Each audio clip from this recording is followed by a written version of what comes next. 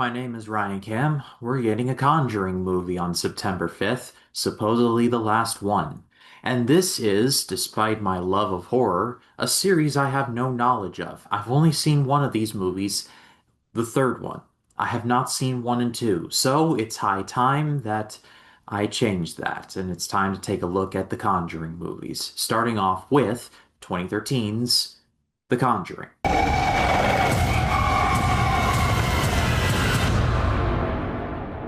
The Conjuring was directed by James Wan, who up to this point had directed movies like Saw and Dead Silence, and it starred Patrick Wilson, Vera Farmiga, and Ron Livingston, among others. And this is based on the exploits of the legendary paranormal investigators Ed and Lorraine Warren. In 1971, Ed and Lorraine Warren are called out to the home of the Perron family. They have just moved into a house in Rhode Island, and well, the house is doing very weird and scary things, scaring the children and the whole nine yards hauntings wise. And it's up to the Warrens to find out what all is going on in this house in Amityville. Even though I had never seen The Conjuring, I had heard tons of things about it. There are people who just loved this movie and praised it to the high heavens when it came out. It made a lot of money, critics really liked it, it spawned a franchise. So I don't know why I had never seen it. It was during that period where I wasn't watching a ton of horror, so I just missed it. And so it's taken me a long time, but I finally watched it, and I think it's just okay. All I will say right now is that there are better movies in this series. Don't get me wrong, I still think the movie does have its effective moments, but I wasn't as scared as I wanted to be. Best parts of the movie were Ed and Lorraine Warren, played by Patrick Wilson and Vera Farmiga. They're both great. Up to the point of this recording, I have watched Conjuring 1 and 2. I have not rewatched 3 yet. I will get to that. I'm not looking forward to it, but I will be doing it.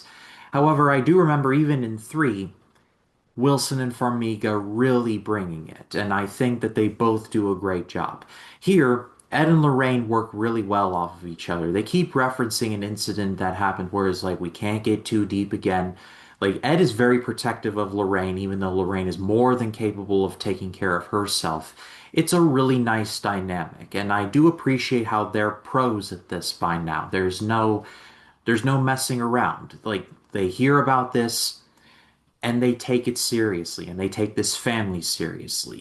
My big problem with this movie is the pacing and how it just takes its sweet time getting to the heart of the matter and just really, really getting started with the whole Amityville stuff. Because when it gets to that, I think it's pretty good. However, it's like they're both on separate tracks. You got the Warrens who do stuff with the Annabelle doll, which builds up to the Annabelle movies. I'll give them credit there.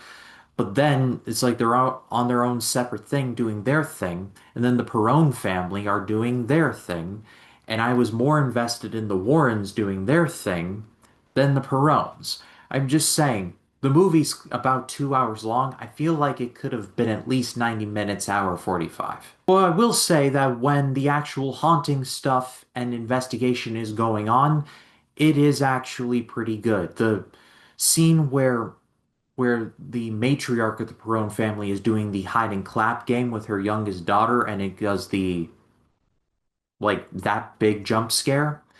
I thought that was actually pretty good. And I thought the ending was actually pretty good as well. I did enjoy that, especially the part where they're trying to fight for this woman's soul, and it's like it's the soul and the demon fighting each other and internally. I liked that as well.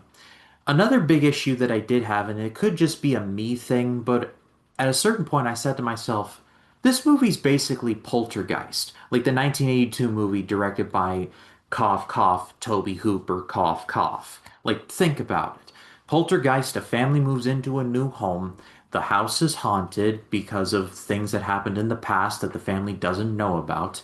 They call in a paranormal investigator. The house is supposedly exorcised, however, it's a red herring, and the real exorcism takes place, destroying a part of the family, leaving it never the same again. They even the Perone family even goes to a motel of sorts. The only thing missing was Craig T. Nelson shoving the TV outside of the room in order to close the movie out. The reason I thought of Poltergeist is that it's one of my favorite horror movies of all time. I've seen it a bunch of times. I love it. And I just made that connection, how Conjuring feels like a lesser version of Poltergeist.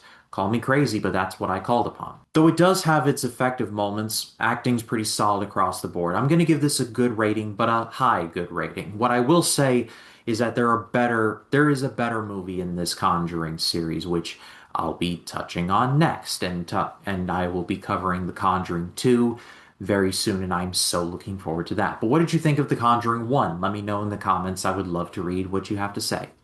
My name is Ryan Cam, and I'll see you in the next one.